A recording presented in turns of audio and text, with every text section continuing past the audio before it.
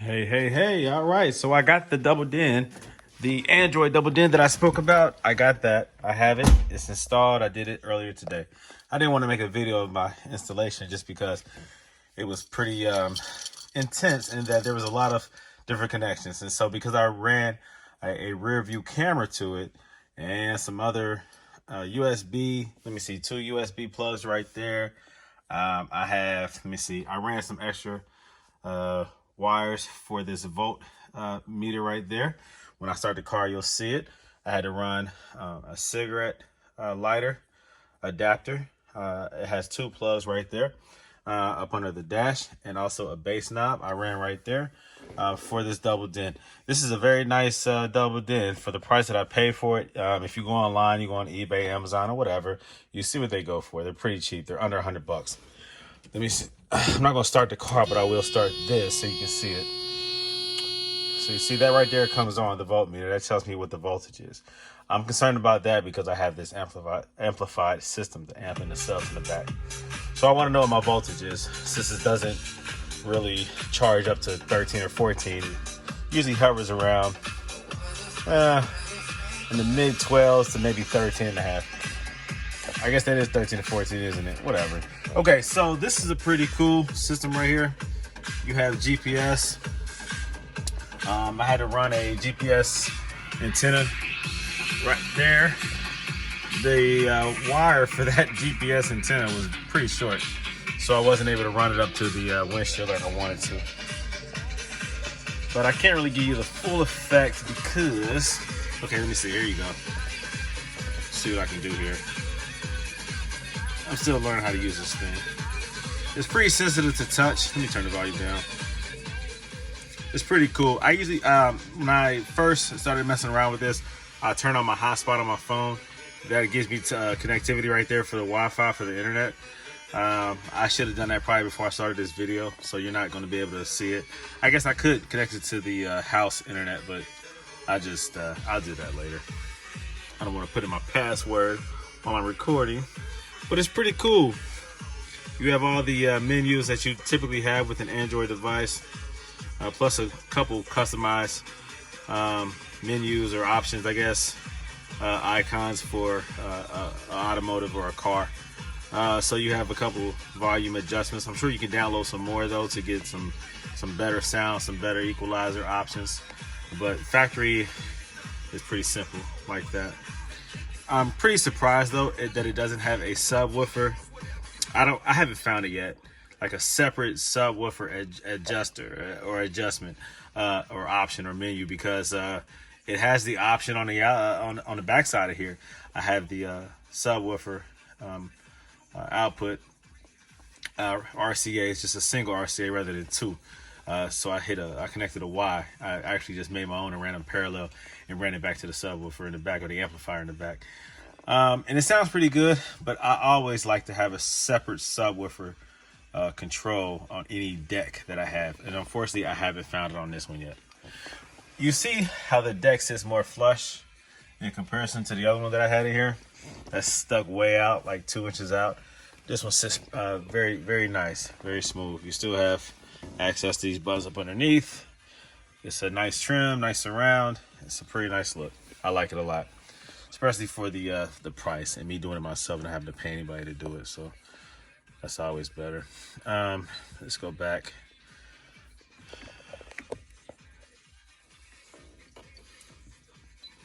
If I had the Wi-Fi connected, you have the internet right there. I haven't gone through the prompts yet to get that started, but it's there. You can download more. Like if you have some type of cable service, mobile cable service on your phone, or say you have what it's called Spectrum. It used to be called Time Warner Cable. Or if you have, Dish Satellite, Dish Network, or whatever, you can download that program on here and you can actually watch it, live television or movies or whatever on here. So that's pretty cool. So again, it's just like having an Android tablet in your car, all the same functions. Pretty dope. So I'm happy about that one. And like I said, I got it cheap, so I didn't have to spend a lot of money on it. So just a couple different things that I've done to the car. All these little bulbs that run like on a instrument cluster. I did buy the white LEDs. I have not installed them yet.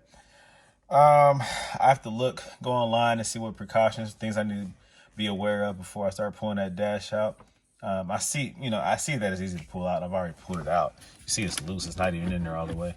But I did not unplug anything because I was kind of scared. Like, let me do my research first so I know what I'm unplugging, making sure that I don't do or make any mistakes that somebody else has made.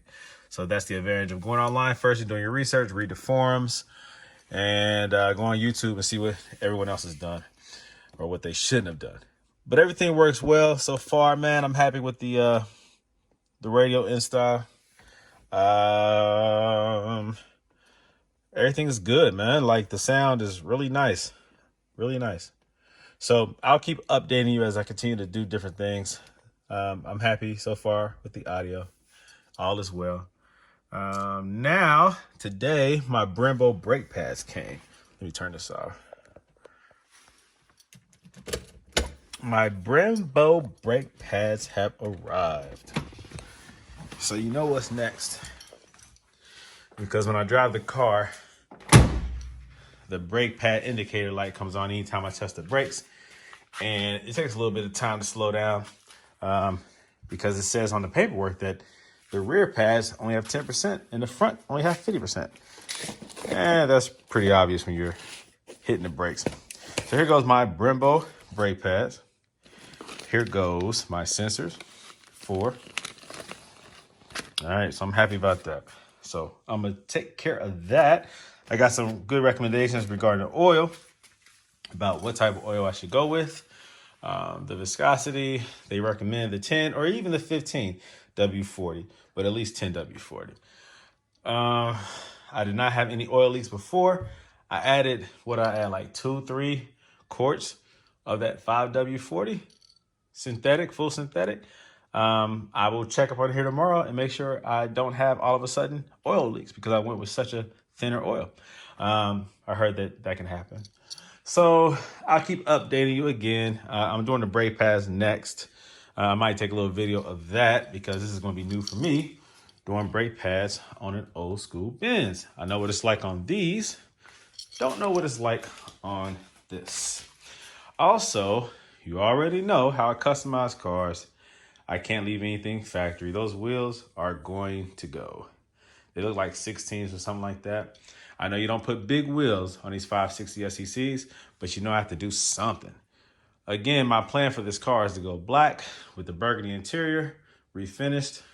And so I want a nice set of wheels. More than likely, I'll go with the silver, something maybe with a lip on it, maybe a BBS style, maybe something deep dish. I don't know. I think I've done enough of the concave 5 spokes, although I love them. But I think I'm gonna go with a different look on this. This is a old school, classic, car. I want to keep it looking retro, keep it looking old school, and nothing. Well, I ain't gonna say nothing is better, but a BBS is a good compliment, or a BBS style wheel is a good compliment for this car. Staggered, of course. So we'll see what I come across, man. I know I need to do some of them headlights though. Those are through. Those are busted, and that grill is loose. Now, if I were to black out this car, do I black out the chrome too? And the reason why I'm asking that is for 2 reasons. Well, blacked out means blacked out. Also, because this chrome has bubbling. See right there? And a little rust, bubbling and rust. So what's the point of trying to preserve that? Maybe I should sand or cut that open. See if there is rust up under there as well. And go ahead and repair that, body filler it. At that point, you're disrupting the pretty chrome consistency. And so now you have compromised that chrome. So maybe if I were to black it out, it doesn't matter. I would just do the necessary filler and all that and just sand the whole thing down and paint the whole thing black. This grill also is loose. Now, the plastic clips can be repaired, but there's also a little bit of peeling on this too, a little bit of chrome peeling. So am I trying to preserve the chrome? I know I can buy another grill. That's not that expensive. But this bumper, what should I do with that? I don't know. Give me some ideas, man. Give me some ideas. I had a corrosion right here. That's pretty bad too. I wouldn't call it rust because I think that this is this aluminum? If it is, it's corrosion, oxidization, the lifting of the paint. So all that's going to be repaired too. So that's why I said it. I'm not going to try to like conserve or preserve this color, this factory color. I've thought about it, but gray is really not my color. Charcoal gray, like it has some rust right there. So I mean, it's going to have to do a whole body restore. So I might as well change it up and just go black, my favorite color. Ideas, let me know. Peace out. Question, what is your average voltage on your 560 SECs? Let's see. So at idle, I'm going down to 12.1 volts. As I accelerate, give it some gas. I'm in park, by the way. It goes up to 13.3. Back off of it, it drops back down. Tell me, is that average? Is that what it's supposed to do? Or maybe do I have a bad ground on my alternator? Or is there just a lot of current draw? I have my headlights on, the radio on, a little aftermarket amplifier, but that's a small amplifier. I have my heat on. Let me just see. Let me turn this stuff off and see if it changes. Turn the heat off. That raises it. Let me turn off this deck. Turn the deck off. That raised it a little bit. Whoops. Let me turn off the headlights. Where is it at? There you go. There you go. All right. Well, that answers my question. A lot of current draw. What can I do to fix that? Is there anything I can do to fix that? Let me know.